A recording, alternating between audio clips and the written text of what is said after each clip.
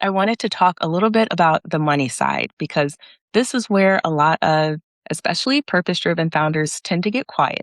So you run a boutique agency, you're a 1% for the Planet partner, which means that you actually donate a percentage of your proceeds to environmental causes. You offer scholarships through your Catalyst for Change initiative, which I actually want to talk about that more in a moment because I loved that. So there's a lot of giving that's built into your model. How do you make the numbers work while still showing up with that intention in that framework? Absolutely. So, one of the things I learned very early on is obviously your time is the most precious asset that you have. And so when we talk about what makes your numbers work, really a lot of what we've built are things that don't require my face-to-face time. So whether it be a system we've built out, which we can share with someone, which will save them time, money, hours, whatever it may be, or whether it is a kind of like pre-written almost guideline that they can apply or work through themselves.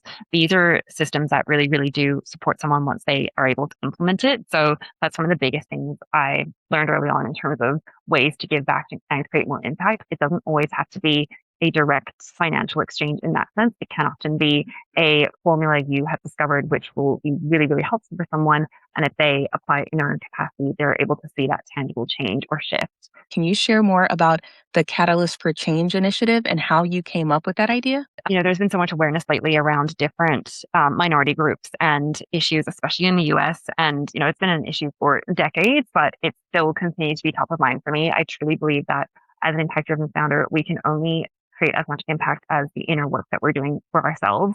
And that does require, reading, getting outside of our comfort zone. How to Catalyst for Change is open-ended in the sense that whether it could be for someone who is struggling with a disability or has been recently, they're grieving someone that they've loved. There's so many different scenarios where someone may not be able to show up in their full capacity, but they are so heart-centered and they have this huge vision and they really want to see their idea come to life and get the support they need.